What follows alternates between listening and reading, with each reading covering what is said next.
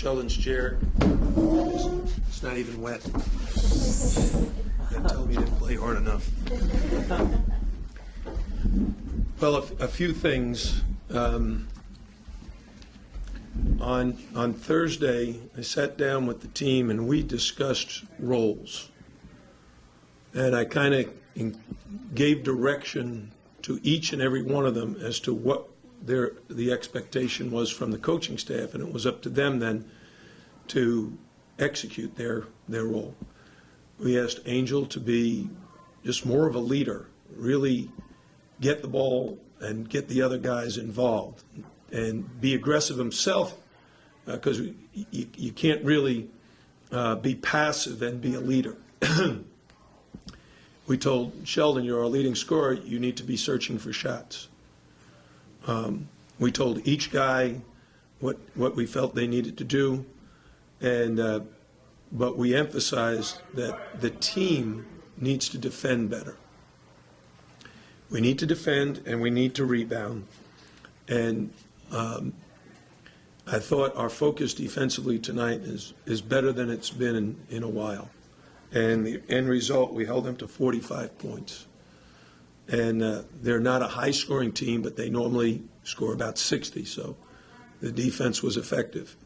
On offense, we started with running a play for Sheldon, and what is my habit more in the second half than in the first half is if we run something that works, just to stick with it. And we ran the same play for Sheldon, I think 10 or 12 straight times. And he really delivered. He played very, very well offensively. Then Clemson, as they always do, they changed their defense, and we didn't react quite as well to the change in defense. And they did a very, very good job of scoring off of our misses. But we were able to hold them off by getting more stops and making some free throws down the stretch. Tanya explained to us a second ago why he drove and dunked like that. Is that something that you think that's an isolated incident for him, or do you like how he's thinking the game and maybe you'll see him take advantage of that more? I think it's an isolated incident right now. But we have worked with him constantly since he came here on learning the nuances of the game. And he did that completely on his own. He deserves all the credit. But as he learns to read defenses better, he'll score better. Because scoring is about really three things. One, reading the defense correctly. Two, making a good decision as to what move you should use. And three, having the ability to make the shot or the pass once you make the move. And tonight he faked the pass, which really set up the drive. And he rose. I like when he elevates like that because a lot of times it only jumps a little bit. Can you talk about shot selection in general? Did you feel it was better tonight than it has been? You know, I thought we got some very good looks from three, and we shot 38% from three for the game. I thought our two-point shooting, we had some good shots, but I thought they made us miss. They blocked a couple, and when you have an long athletic team like Clemson, and you have smaller guards like Angel and Manu, they can block those shots. Manu got a layup, they blocked it. Angel had two blocked. And they had only 2 blocks of the game, so it was on those two guys. They must have missed a block because I think Angel got blocked twice. How big were Yvonne's, those 3 threes in a row? I told you, the guy can shoot. But he didn't play much in the second half for 2 reasons. One, his elbow was really bothering him. We don't know what happened. And second, they went right at him, and his defense is something we're working on. And how did you feel Angel played coming off? I thought he led the team. He did what he needed to do. I thought a couple of shots in the first half were ones, the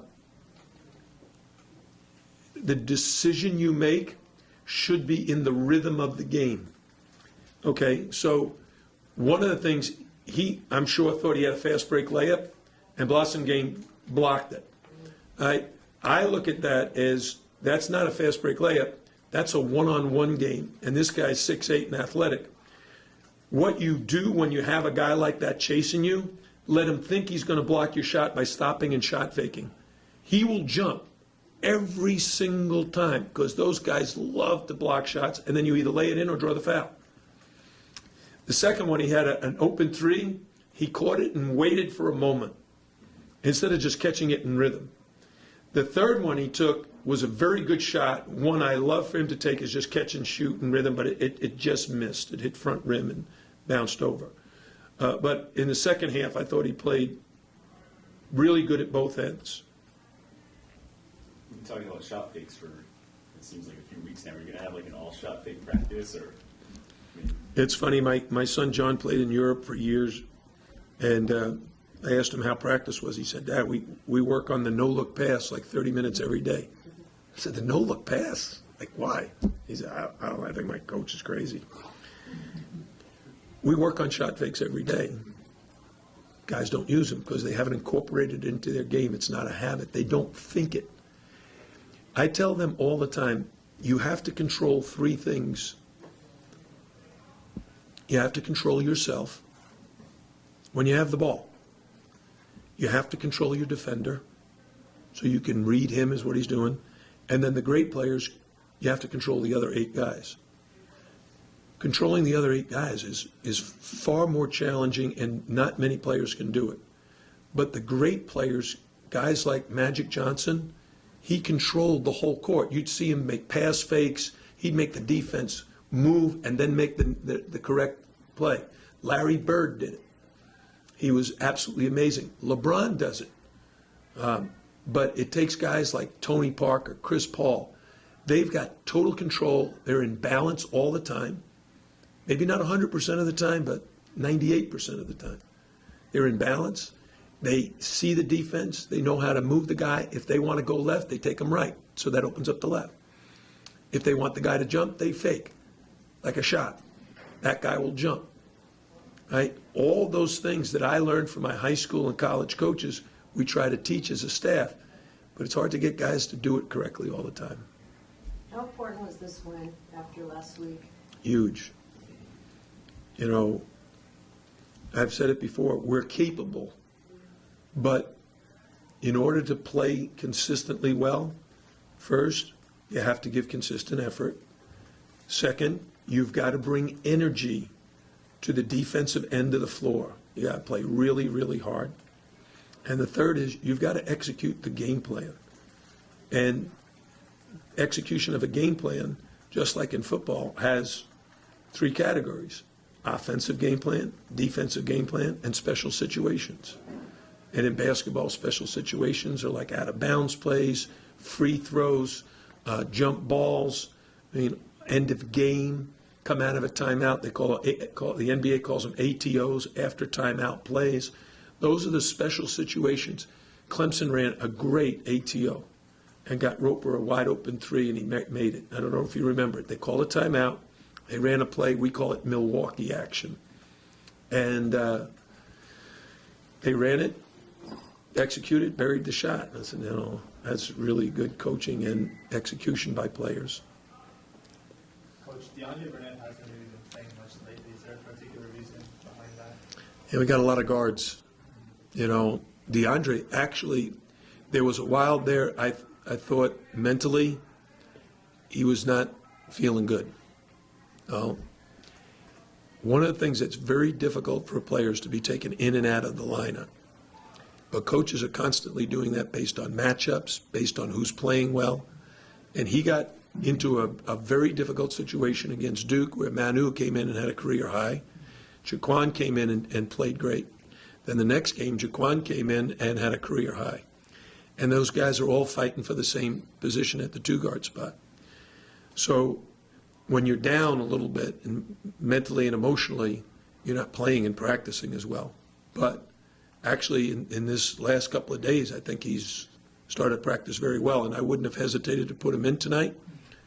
But I thought the circumstances said we had Jaquan and Manu, and they were doing the job defensively. I didn't make a change. But if he keeps doing what he's doing, he's going to get his chance again. Jim, you talked about energy defensively. Second half team really played with that tremendous energy that you're looking for. Just expand on that.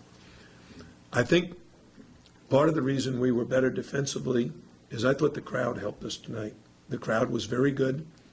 When we played Virginia and Louisville, the crowds were great, but because of the opponent, I thought tonight, maybe it was the bobblehead, the Shane Larkin bobblehead that brought everybody out. But no matter what the reason, I thought their support, the students, their energy, and the fans was very, very good throughout the game. And that's what home court advantages are.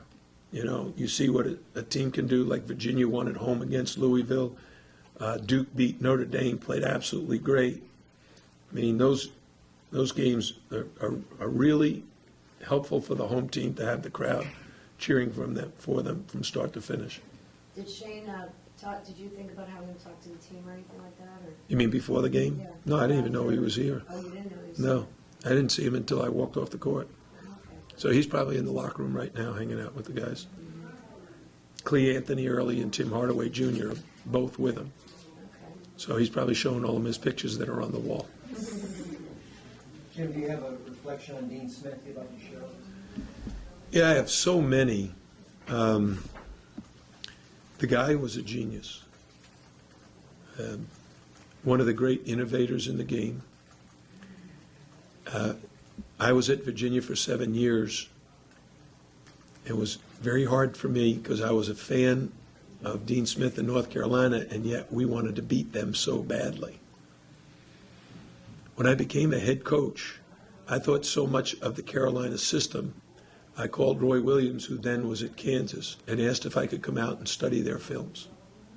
And I went back and instituted a lot of the Carolina system at Bowling Green. And there, we used their offense, we used their defenses. The only thing we didn't do was get the McDonald's All-Americans that they had. So we had to make adjustments to our personnel, and we only do a few things like they do now. But he was very good friends with my high school coach. And when my high school coach would drive me home, he'd tell me stories about Dean Smith and the Carolina program. And he would just rave about them. Now, he felt very close to Coach Smith because his mentor was Frank McGuire. And Frank McGuire was the one who hired and brought Dean Smith to the University of North Carolina back in the 50s. That's 1950, 55 or something, 56. They won the national championship, and their point guard, Tommy Kearns, was from my high school. So I heard all the stories about Tommy Kearns and Frank McGuire, and then I'd hear all the stories about Dean Smith, and how we did things at Malloy was a reflection of how Coach Smith was coaching at North Carolina. We did a lot of that stuff. And the one thing I remember my high school coach saying that absolutely blew me away, and I actually tried it for a while, but it just tells you, I mean, what an incredible man he was.